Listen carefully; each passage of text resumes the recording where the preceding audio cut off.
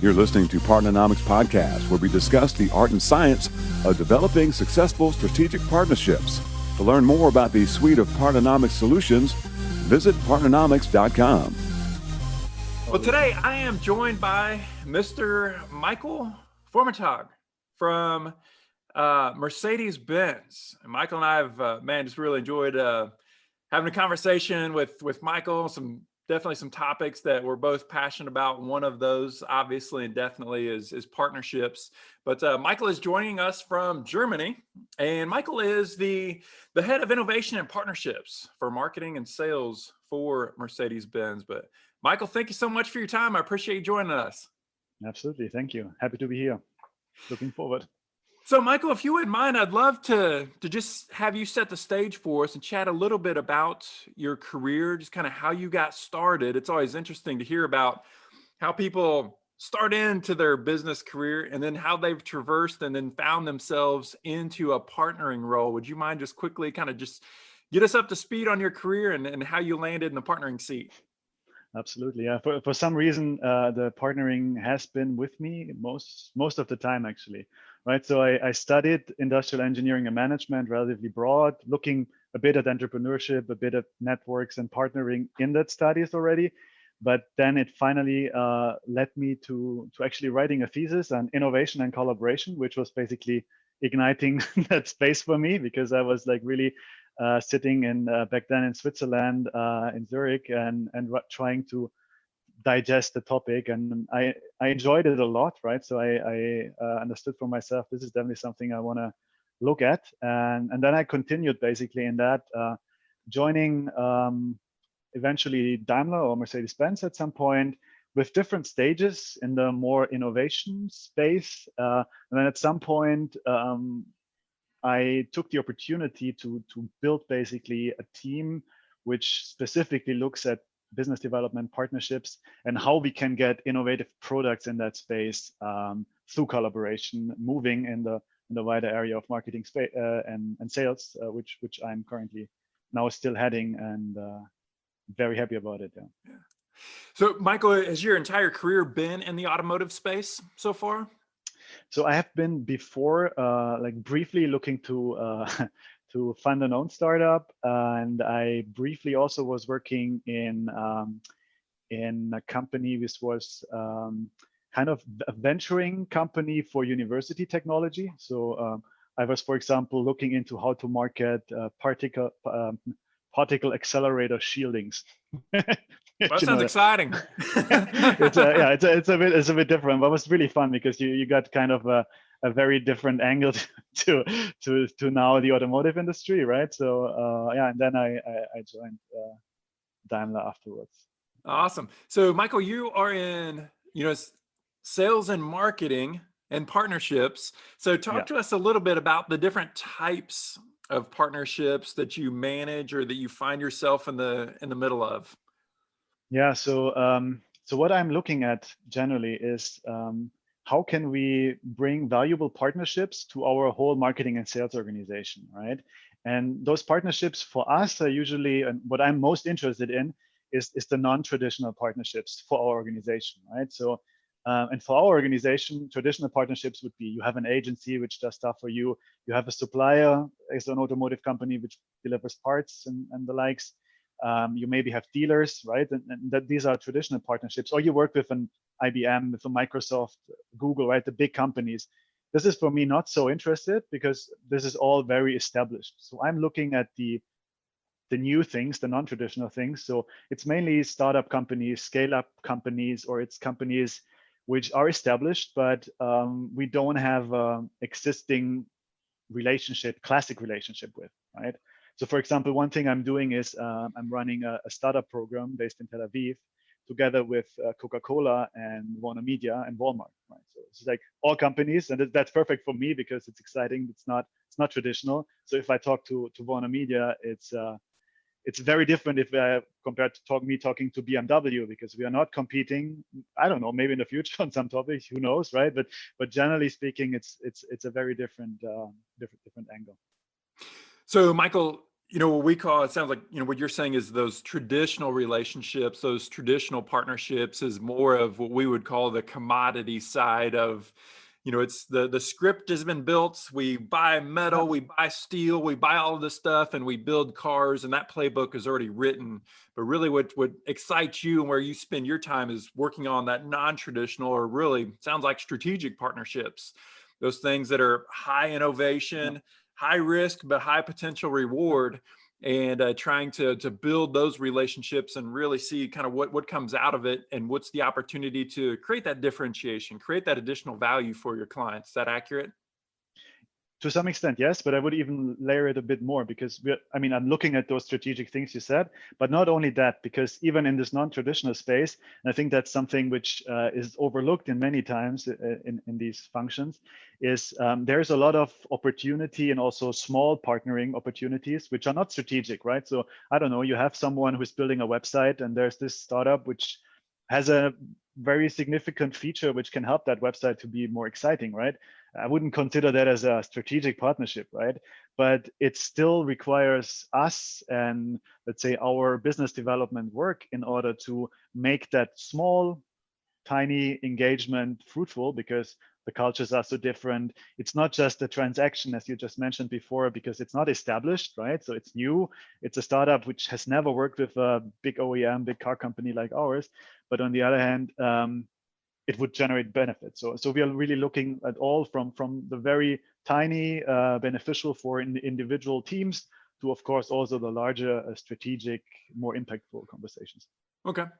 So Michael, just so I've kind of got my head wrapped around it. So like whenever I think about really innovative partnerships for, for an automobile manufacturer, I'm thinking of electric cars. I'm thinking of different technologies that goes into the car itself. I'm thinking about headlights that last forever and they're super, super bright, but they don't blind oncoming traffic.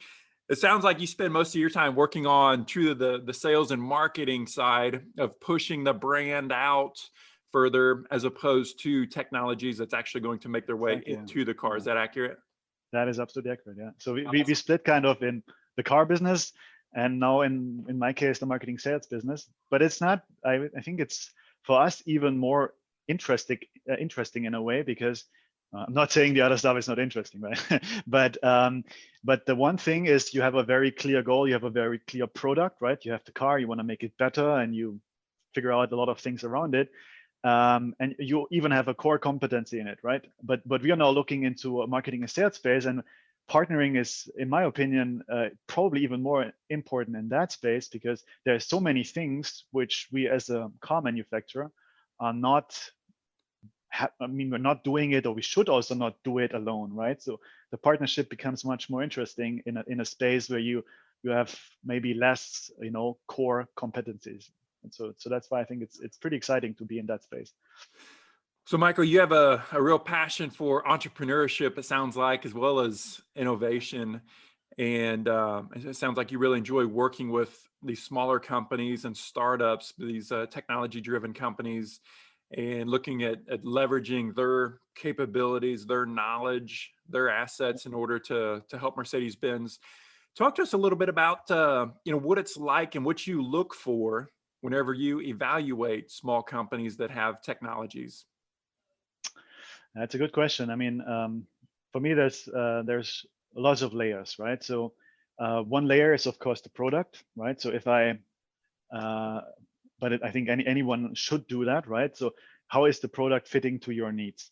And I think this is absolutely crucial to have a very clear understanding on the one hand, on our end, on the company end, what do we actually really need versus what does the startup really do, right? And there's the first translation work which my team has to do, is on the one hand really distill basically the real pain points and needs from the organization, which we see commitments, which we see drive, and which we see there's a future potential for it. And then understand in the outside world with, let's say, a startup or scale-up company, what do they really do? And is it, of course, they might say they do it, but we of course have to dig a bit deeper in really understanding, is there a match? And I think this is kind of the first and probably most important thing is really a true and honest match. If you have this, then you can basically check on a lot of things. But then, of course, you can't forget, and I think this is probably equally important, how is the current compatibility between what you search for and what the company provides, combined with the future compatibility for, let's say, a scaled implementation, right? So that's also something we very early look into. It's a great product. We have the need, but we see this just can't work because it can be personal, it can be structural, it can be cultural, and some things you can try to navigate around or to fix. Some things it's just not worth the effort, or you can't do it. And some things are, if you look in companies, and they are kind of the goal to reach eventually in a couple of months or years. If that is different than what our teams have, then it's also something we don't want to do, and we try to help both sides save themselves, because it's bad for the big corporate if they have an expectation which can't be met by the startup.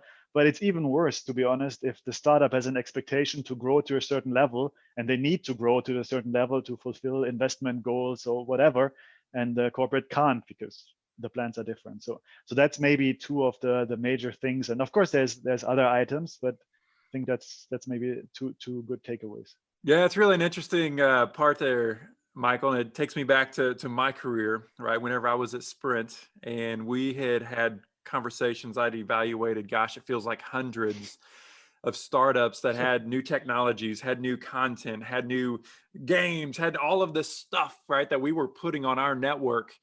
And one of the things that I personally had to find myself being really cognizant of is having the conversation with those companies and really getting them to lay out their vision, lay out their strategy. What are they doing? What do they see over the next 6, 12 months, 2 years, 3 years?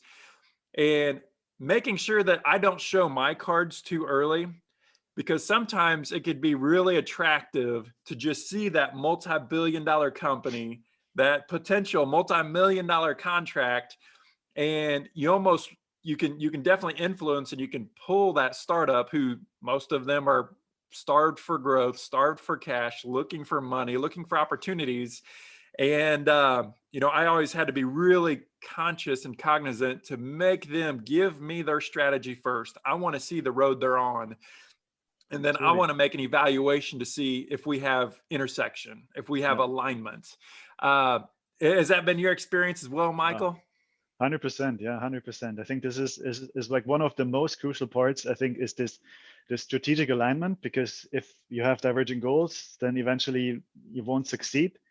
On the one hand, you need kind of to, as you just said, right, you need upfront to understand if the goals match. But I think you also have kind of, this is like a constant back and forth. And that's why the partnership role, to come back also to what we do, right? So the partnership role is so important as kind of an intermediary, which tries to be kind of neutral to understand what's our in my case, Mercedes, or our company's goals, strategies, and path forward, or the team we're working with, the partnership would be executed with. And at the same time, looking at that in the startup and having a constant monitoring, because I think in my experience, as soon as you see that strategies diverge, it's kind of bound to fail at some point, because the expectation is here from a startup maybe, or from the corporate, and the expectation from the other person is somewhere else. So I think really having someone in a partnership role is really getting that relationship to a true partnership where you have that knowledge about the strategic alignment is absolutely crucial. Yeah, no question. Michael, I'm going to ask you, from your seat, I imagine there's a lot of these smaller companies that are looking to get into a sumo, looking to get into a big company. What kind of advice would you have for some of these founders, some of these guys and gals? What advice would you have? Kind of step one, how should they connect with, how do they kick off the conversation with a Michael at Mercedes-Benz to present their opportunity? Yeah, please don't cold call me. So I mean, this is maybe a first or like 0.5 of the item. So that is actually something which is it's tough in a role like mine. I don't know if you also saw that it's now on LinkedIn or even on the phone. You get those cold calls from someone who is like semi prepared and wants just shoot and sell. And I like, no. And it really depends if I politely decline or if I not so politely decline or if I just ignore, but it's not gonna be successful, right? So I think the number one advice is in order to work with a company like ours, and especially with a role like a business development role in, someone who is actually friendly towards external entities, right? So the biggest advice is don't just sell. Don't just sell something. Figure out what actually your counterpart needs, what's his state of mind, what's his research, understand what I probably want to, and don't try to sell me. Connect if you think we have honestly some value together. Important also here together, right? So I'm not you. If you tell me I sell you that and I will buy it because it's valuable, like for sure, I'm not so sure, right? So really try to see my needs, my pains, my role, and try to get in a discussion and figuring out what I might need, right? I think discussion has to be first, not sales pitch. Sales pitch is good for a salesperson to a buyer, but not if you're actually in the space of partnerships. I think that's the biggest misconception. And maybe on that side, like as a small side note, startups usually pitch, right? So here's the pitch, and usually they have one. At least how it feels to me. In 95% of the cases, they have one pitch which they throw at everyone, and this is also very unnecessary and unwise, because I mean every individual has different requirements and reasoning and business. So if I have an investor, of course I want to have a pitch for money, and they need to see the market cap, and they need to see, and I don't know, in the matrix that the startup is in the top left and there's a hockey curve and whatever. Probably will also go through that. But if I'm looking on partnerships and how can I generate mutual value between my company and this company, then of course the conversation has to be entirely different, right? And I think that is something companies need to understand to be successful in really developing business. And Michael, I love what you're saying there, and I couldn't agree more. I know that I think back to opportunities whenever we were looking at needing different solutions, looking to partner with companies, in particular smaller companies, and it starts with the relationship, and it starts with building the relationship. You have to put enough information on the table so that you get that sumo interested. You get them to where they can potentially see how your solution, that startup solution, that smaller company solution, how it might fit into the picture, fit into the mix. But really the smarter approach, I think, is to develop a relationship with that person from that sumo company, and they will basically coach you on what you need to pitch, how you could put your pitch together. So don't guess, don't sell, be prepared, do your research, but it's not transactional. To your point, it's not a sell, it's not a transaction.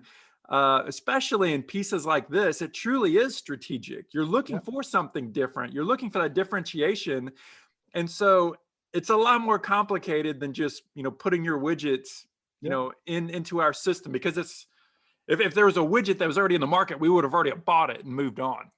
Yeah, if it was that easy, exactly, right? So it's never I need your solution. We can discuss and figure out if we need your solution, and if we need your solution, we jointly have to figure out how to navigate the complex environment, basically, to come to something which is mutually beneficial, right? So I think that is definitely a key. And it's also I had a discussion with a professor from Georgia Tech 2 years ago, I think, but he had a really good example, and he said that it's very important to understand that you can, as a startup, have a 50 million business case working with Mercedes or with Amazon or with whatever company. And for you, it's super clear that why wouldn't they do it? Because we save you 15 million, right? But on my end, I have limited time and I might have a deal which saves 50 million next to it. So you need to understand my state of mind and where I am, because even saving 50 million is maybe something I'm not doing.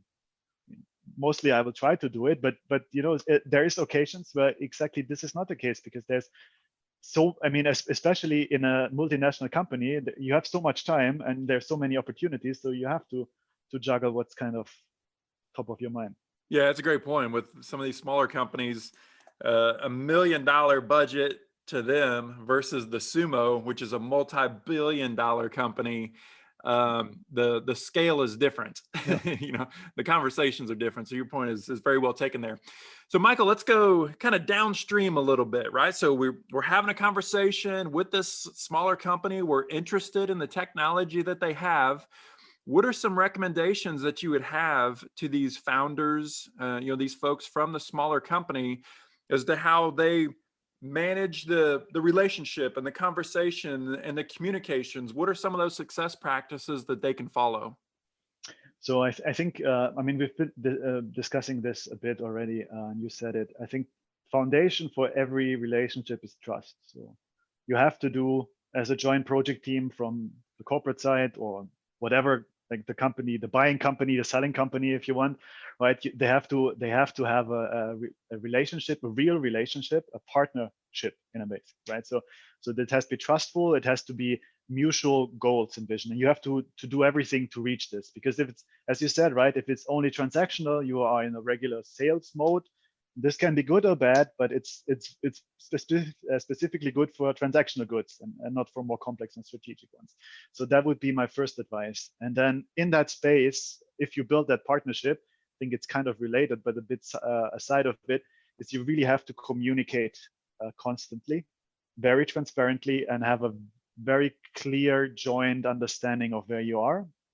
And then by doing this, also understanding the individual goals. You also have talked a bit about this.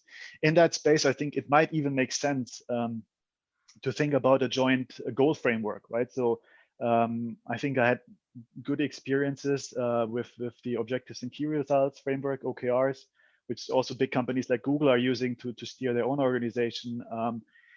To kind of, why not setting up joint goals between the project teams and both sides of the project teams? Because eventually, if you really are partners, then you should convert to the same goals, right? So why not being transparent on really achieving also same goals, tracking yourself, understanding where you are, and then steering against it from point. And also in an, of course, iterative manner, as OKRs, for example, as a framework can help you with, right? And in this, and that's maybe the last advice. And we could give more advices on culture and on operation, but the last advice then I would say is here on, if you check your goals and communicate and have a good foundation on trust, then I think a constant checking in on strategic alignment is maybe something I would also give as an advice, because that's for me always the most sad thing. If everything goes theoretically good, but at some point you see that let's say the joint project is maybe not so much rooted anymore in a deeper corporate strategy. And this doesn't go out to the founders alone. This goes to the whole project team, right? So founders and corporate project partner, I think you have to constantly look is you're building exciting tech with an exciting company and it's amazing, but I think constantly like probing whether you still pay into the grand vision of the company and aligning it and positioning it and communicating it and taking your stakeholders to it is, I think, maybe one of the most important things for success. Yeah, that task of alignment is not a one-time task, yeah. right? No. It's constant all the way through the relationship. So Michael's kind of referring to, I'm gonna just throw this out here, Michael, just so I know, I forgot to ask, but Michael's going through our foundations course, the Partnernomics Foundations course. Michael, how many lessons are you into? I'm trying to think how deep you are into the content of that first course. So I think 3/4 through it, I think. 3/4 through it. Okay. Yeah. That's pretty good. That's about 4 hours or so through it, it sounds like. Well, some of the things that you've been talking about is the partnership success pyramid, right? Trust, alignment, it, yeah. transparency, esprit de corps, which is commitment, and then to get the results. So that's some of the things that Michael's talking about. Michael, I want to have you talk to us about negotiating. So we have this smaller company. We're interested in forming a relationship with them. What kind of advice would you have for that smaller company as to how they should approach negotiating with a sumo? It's an interesting question, because it also is, I think, from a partnership perspective. So how we tackle those things is our goal, and how I see my role. And I also would hope that lots of companies have some role like this, is let's try to figure out, let's not negotiate in a sense, but let's be open on what we need from that relationship, both sides, because we start small usually. And I always advise for startup companies and any kind of sumo, to speak your lingo, basically, to start small, to start with some sort of proof of concept, which actually has clear KPIs in the end, which you want to measure, right? So you want to achieve something and you check in if you achieve it. But let's say if that is your goal, be very transparent and just say, okay, so let's test this together and see if we can make this successful. And be very transparent in what you need. Be very clear on the startup side. So we give you now a favorable deal. So we don't want to make money on this. We want to test it, but also very clear. So we don't make money on this. So this price is not the price we will have later on, because we of course want to make money eventually. And then on the corporate side, also being very open on acknowledging this, communicating that inboundly, basically, and also putting in efforts to contribute to the project. Of course, the necessary monetarily assets, but also headcounts kind of in kicking off the project. So I would say the first step is actually not on negotiation, but it's actually on really figuring out if it works. But then being on the level that you can really do something which kind of evens, like, let's say, is a little risk play for both sides, right? So that you cover the costs eventually, be open on that, but then also be clear that then the negotiation afterwards happens. And I think then you are in actually the right spot to do any kind of negotiation, because what happens is you are in a trusted relationship. You've been very open, very honest to each other, both sides of the team. It's a great foundation for any negotiation. And then you prove that the product works, because you tested it, you build a small product, you build KPIs, you see, and then you can start actually, what is it worth? And then the negotiation will be very much more on eye level. It's clear the value proposition. The company, the corporate, the sumo can figure out what are they willing to pay for something like this. The startup, scale up, they can understand kind of what's the value, and then I think in the end you come to a much better and fairer deal, because both sides are on the same page. Yeah, Mike, I love that approach. And we did that a lot of times, what you mentioned is like a pilot or a proof of concept that essentially gives you an opportunity to date before you get married. And so you can see, what is the technology? Let me see it, because there's so much, reputation and just so much on the line for the sumo that it's really risky to work with, smaller companies, younger companies, kind of pretty much unproven companies in a lot of cases. But that's a way to really prove it out. And I love that approach, that way to approach that. And what we talk about with negotiating is it should never be adversarial. So many times whenever we think about negotiating, it's in the dark room with the spotlights, going. It should never be like that. It should really be you and your partner against this market opportunity. It's you on the same side of the table, working with kind of, if you're negotiating against anything, it's negotiating against a market opportunity of how you're going to really seize that. So totally love that approach. Michael, as we wrap up here a little bit, I want to ask you, what is it about the partnering role that you really enjoy, or what is it that keeps you here? It sounds like you're really enjoying your role there at Mercedes. Well, I think it's a lot of things. So on the one hand, I do like the interactive part, the social part on it, right? So I think it's it's a very different role than if you are sitting in like developing, figuring out something yourself. It's a very social and interactive play, which I do enjoy a lot, because with this, and I believe that very strongly, is right. So if you work with more, you can just achieve more also, right? So if you work alone, you're limited to whatever you alone, or your organization even, right? So I'm not necessarily talking about me alone, but say my team, right? So we can do stuff, but if we partner, we can do more. And on that side, I think that's actually where it's really, well, even getting me more is the impact you can generate, right? Because with strategic partnering, with figuring out the right strategic choices, you can multiple basically what you can achieve yourself. And I think that is the big plus on partnering, right? So you can just do more, you can achieve more strategic, more value. And yeah, that's what gets me. Yeah. What about you, actually? Could not agree more. I absolutely could not agree more. Well, Michael, thank you so much for your time. It's been fun chatting with you. Thanks for sharing your insights. And I look forward to staying in touch with you. We're going to have to get you into that second course. Absolutely. It was a pleasure. Partnernomics Podcast is brought to you by Partnernomics. Learn how to leverage the power of partnership. To listen to more episodes of Partnernomics Podcast, visit partnernomics.com.